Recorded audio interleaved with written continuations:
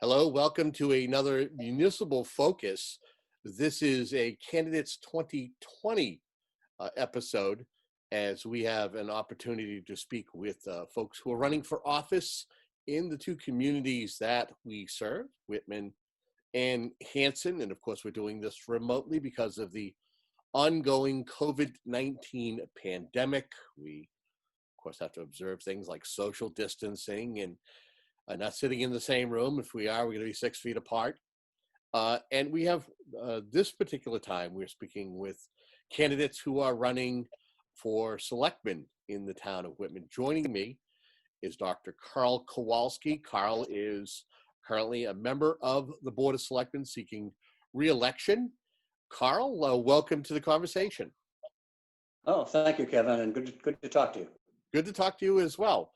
For those who may be new to town government or don't know who you are, could you tell a little bit about yourself?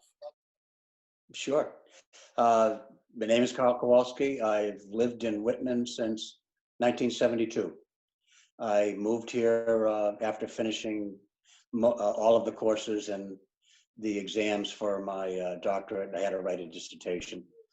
However, my wife and I became pregnant, and she was a full-time nurse.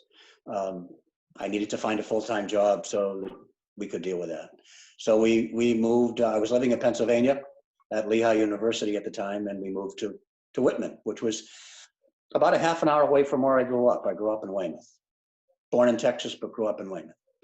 And as a matter of fact, my great uncle was the fire chief in Whitman back in the 1920s. So it was like coming to a place that was familiar to my family. Started work at Massasoit Community College in '72 as an English instructor, then moved through a series of administrative positions, and I retired in 2009 from the position of senior vice president.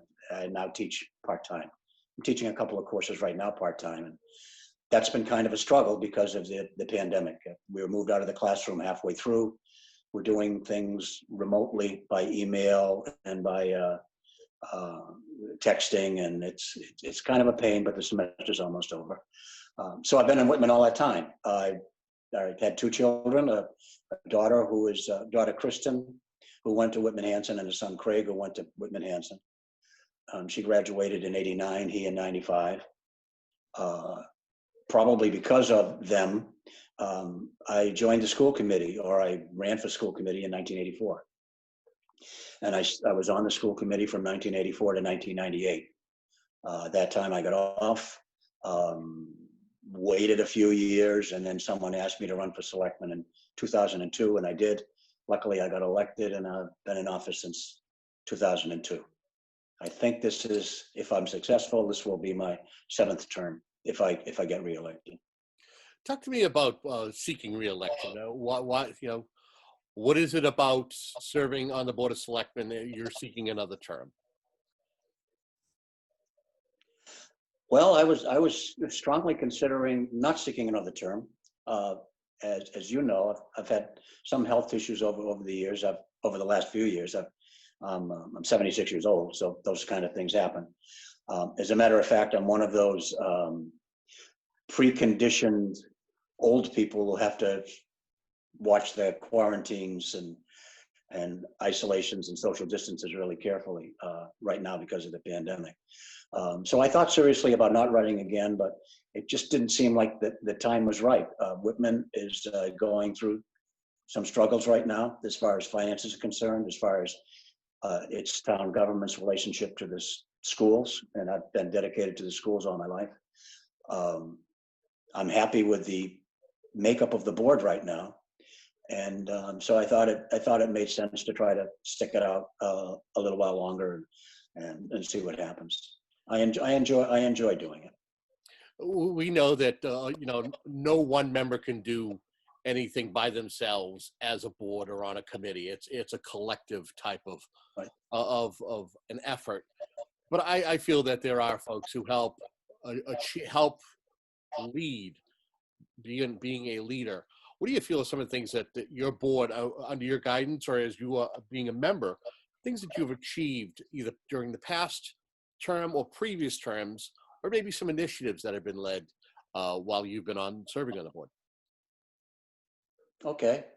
Um, Yeah, at one of our most recent meetings, I was going to urge the one of the other members to say thank you for your leadership to me before I bestowed my favors on him, um, echoing one of our national leaders. But I decided not to do that. What has our board done in the time that I've been on? They've had a couple of motives that governed them, and one was to try to keep the taxes as low as we could for the citizens, and the other was to maintain the services in the town to a level that the town expects, not to lay people off that work for us, to try to take care of them. We've been more or less successful in doing that, and every once in a while we get good reviews from Moody's about the way we've managed our funds. Over the last couple of years, so it's been more of a struggle than before. And part of that is because of a situation that we have with the school system, frankly, right now. What I'd like to do is to be able to hang around long enough to straighten that out, to try to get that back on an even keel, because towns are measured not just by the fact that their taxes are low, but they're measured by the kind of school system that they have, the kind of public safety personnel that they have, and somehow Whitman has to find that balance. So we have been able, however, over the course of the years I've been on, to keep taxes low and not to lay people off. We helped build a new high school while I was there. We helped build a new police station while we were there. We did renovations in the town hall, the police station, fire station. We've tried to keep up. I think we've done a decent job at it, but right now we're in a kind of a tough patch. Yeah, you've kind of touched upon my next question. It's a natural segue because the town's finances, the school budget, and the how the assessment, the annual assessment to the town, have been a major issue. What is your understanding of this, and what do you feel are going to be the next natural steps in order for the town to see a return of financial success as it has seen in previous years? Well, it's kind of it's a little bit of a complicated story, and every once in a while, somebody remembers that I was on the school committee in 1991 when we signed the first agreement, and then I was on the Board of Selectmen in 2007, where there were some changes in the way the state deals with regions. So it's something that I've been involved in. Whether my memory about everything is perfectly clear, I'm not sure. I do the best I can. In 1991, when we decided to merge our K through 8 systems with the 9 through 12 system that had been in existence since the early 1960s, it was a move that a lot of us felt saved the schools in our town. We became eligible for incentive aid because we were a region, and things looked good. I was the chair of the school committee at the time that happened, the chair of the K through 8 school committee at the time. And I was thrilled that I didn't have to go to town meeting every year and present our K through 8 budget in a line item fashion like every other department did. Because now that we were a region, it became a lot simpler. The region would assess the town a certain amount, and the town meeting voted it up or down. So the study of the budget of the schools wasn't as granular. And this was, granular is a word I've learned recently. And it was quite much more, the town meeting was a more pleasant experience because we didn't have to go through that scrutiny. Maybe it wasn't a good idea, but we didn't have to go through it. Now, however, what has happened, and I think this came to light back in 2007, when, as I understand it, there was a memorandum from the Board of Education that went to the school department, school committee, and the accountants in each of the 2 towns, but not to, interestingly enough, not to the selectmen, not to the town managers. And it outlined a way to assess each individual town. And this is the system that has been called the statutory assessment system. What we learned later on was that that system was supposed to be in place since 1993, when the Education Reform Act came in. For some reason, we weren't in Whitman, and the people in Hanson weren't aware of it. We didn't become aware of it in 2007 either, that we were supposed to be using a different system to assess each one of the towns. We went by an agreement that we wrote in 1991 that said that the way we assess the towns is by a pupil per town. Right now it's roughly at 60-40, 60% Whitman and 40% Hanson. What the statutory agreement does is take into a number of other things into account, including the information from the Department of Revenue, information about the financial aspects of families, property values, all of that kind of stuff. And it comes into, it derives a formula that is not 60-40, but it's a formula that greatly advantages Whitman because it's considered to be a less wealthy community than Hanson. The way I understand it, since the late 90s, or at least since 2007, when that memo went out, the school committee was to use that method to assess each town. To assess each town. However, the school committee did not. It continued using what's called the alternate assessment, which grew into the 60-40. A town can have an alternate assessment in its regional agreement, but it has to actually vote it each year. If they want to use an alternate assessment each year, it has to come up for a vote. It had never come up for a vote until this year, actually. Why? I don't know. And it really doesn't matter anymore because it's over. Whenever the assessment went to each one of the towns in all of those years from 2007 to 2020, as long as the town voted the assessment for the schools, it was implicitly okaying the alternate agreement, the 60-40. It was saying it was okay. We should have had a choice over all of those years. We never did. So in 2016, if I remember correctly, I learned about this later though, a citizen from Whitman emailed or wrote a letter to the superintendent of schools and said, what's up with this? I think we should be using a different method to assess. Is that true? He basically put the schools on notice in 2016 that there ought to be something else going on. Nothing happened.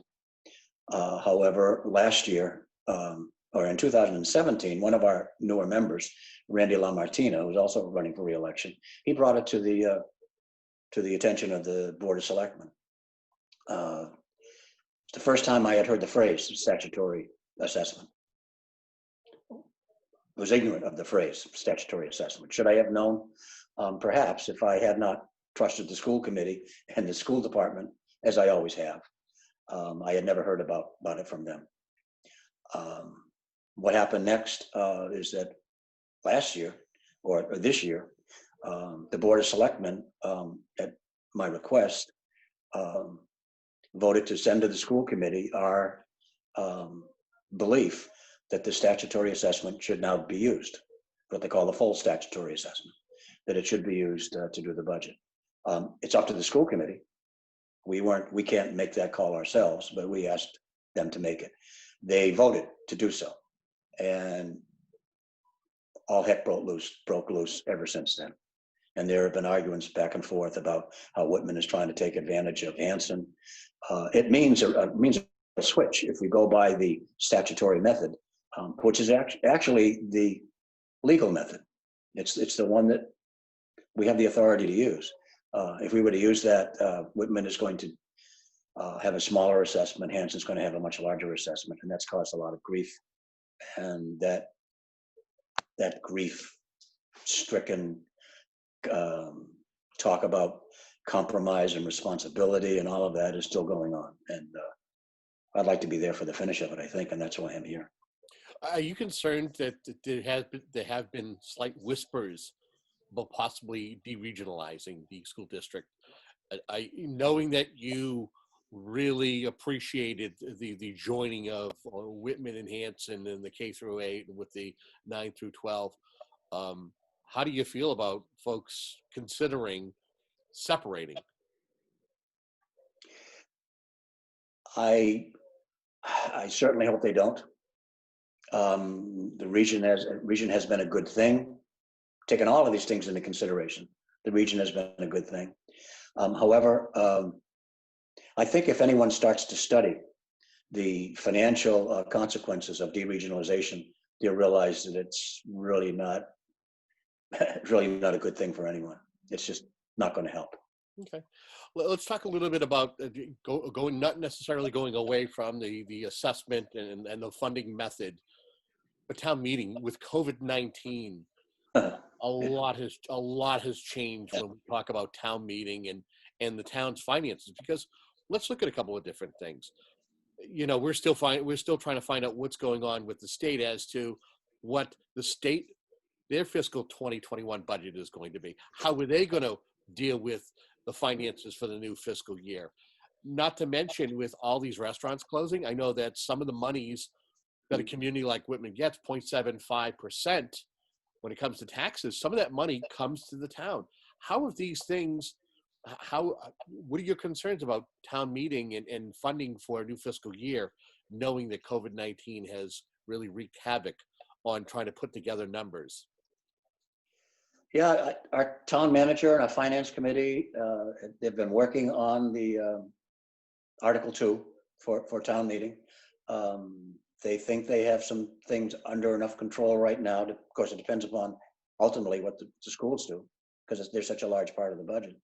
Uh, but I think we'll be able to handle what we know right now in fiscal year 21. However, we don't know a lot. We don't know what's going to happen when the towns start to reopen. When the governor's office makes a decision that it's okay to start putting people back to work, or maybe even going back to school. Because if you listen to some people, or if you listen to the science, there's a danger of the virus coming back full force if you don't do that job of reopening well. I was involved in a Zoom meeting yesterday about the reopening of Whitman.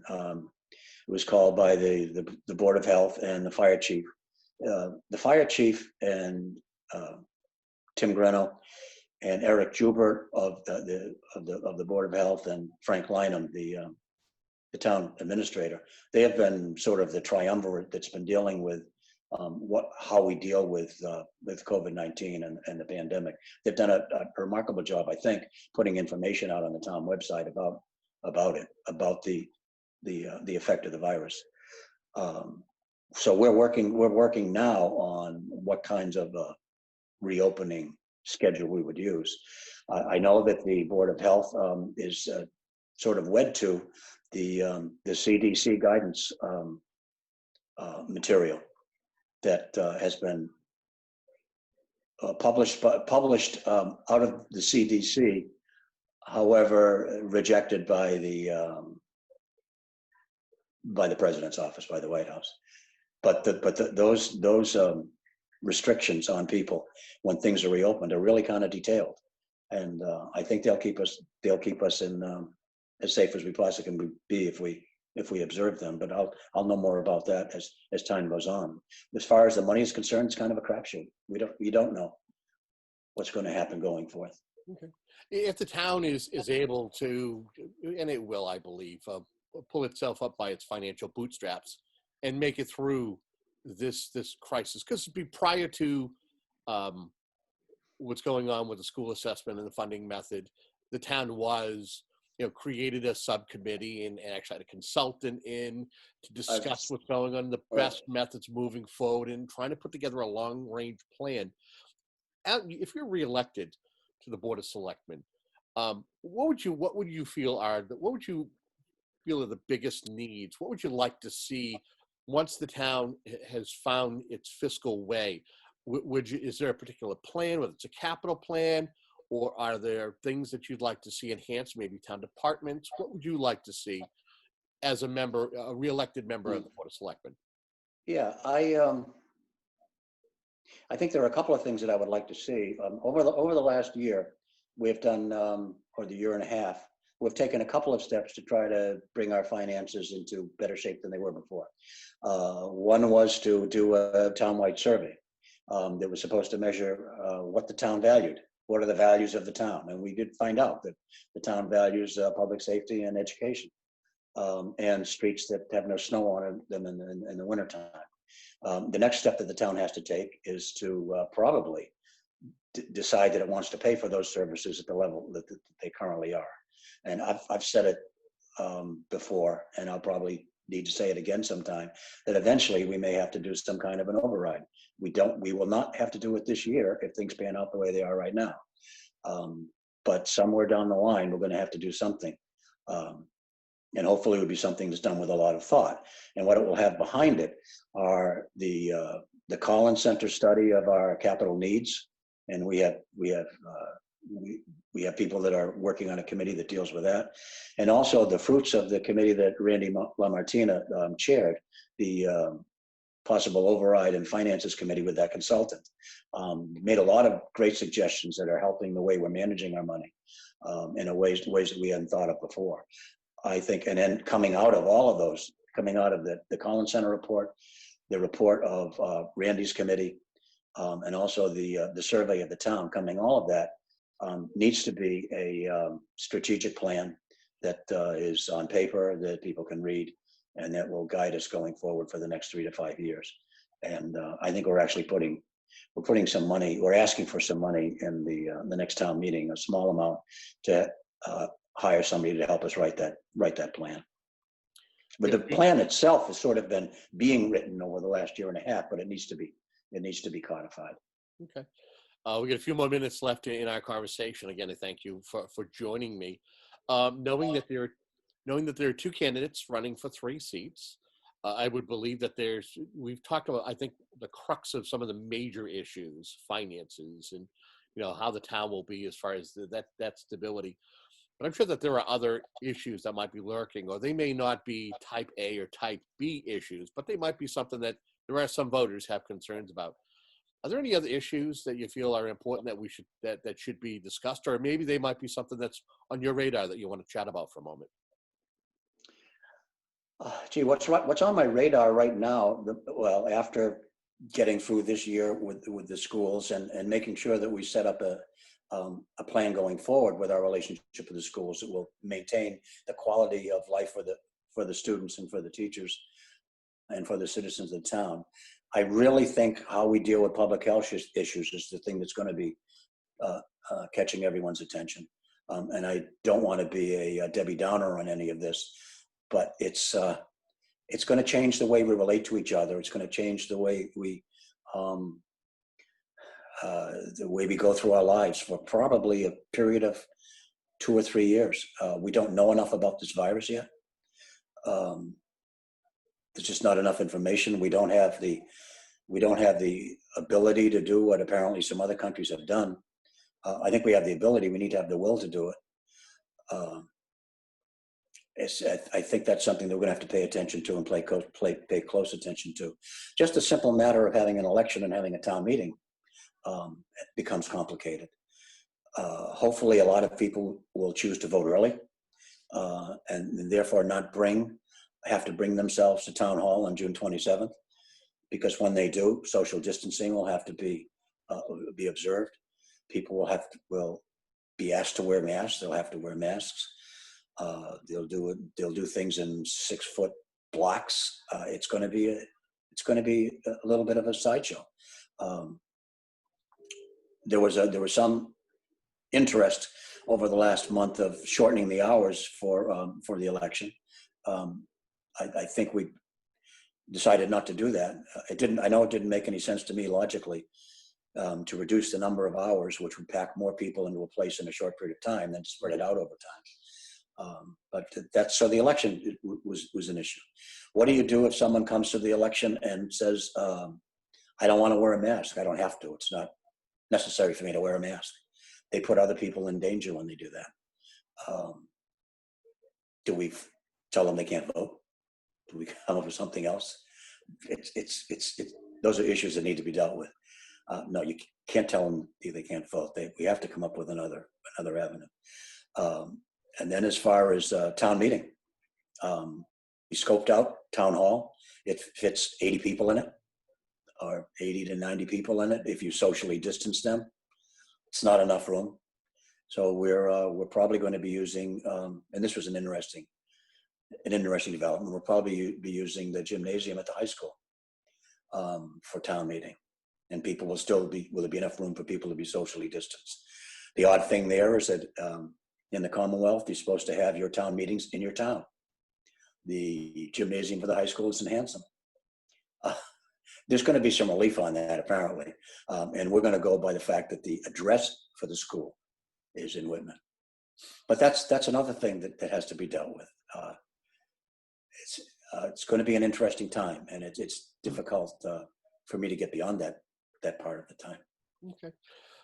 And so as we wrap up here, the question that I'm asking everybody, knowing that when it comes to politics, one of the things that is kind of a given is being able to have a candidates forum. Seeing that we have to socially distance and do it remotely, how do you feel about doing a candidates forum and not knowing that you can't be in the same room as the individuals who are seeking office with you, or seeing other candidates who are seeking other offices like school committee, not being able to be together? Would you participate in a forum even if it was remote?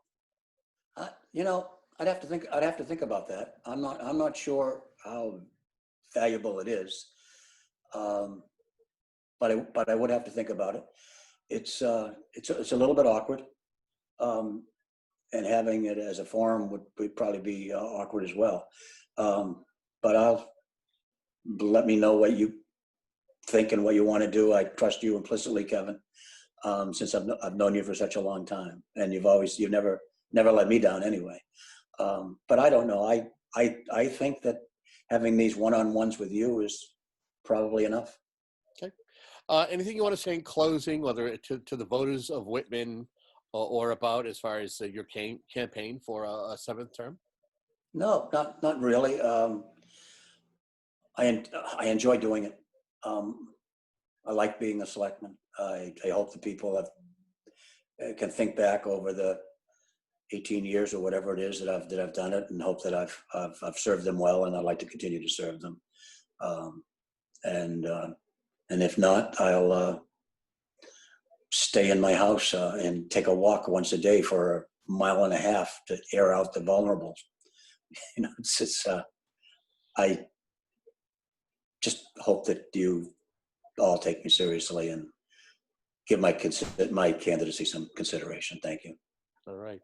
Well, we want to thank you for joining us, Carl, and being a part of this conversation. And I want to thank the folks at home for tuning in for these conversations. You are watching Municipal Focus, and the idea is just to see if we can get all the candidates at least do a one-on-one. And again, we are living in different times, so it's not necessarily having folks in the studio. And we will do our best to get everybody on to at least you'll have an understanding as to where folks stand on the issues and why they're seeking a particular office. You are watching Municipal Focus. Thank you for tuning in.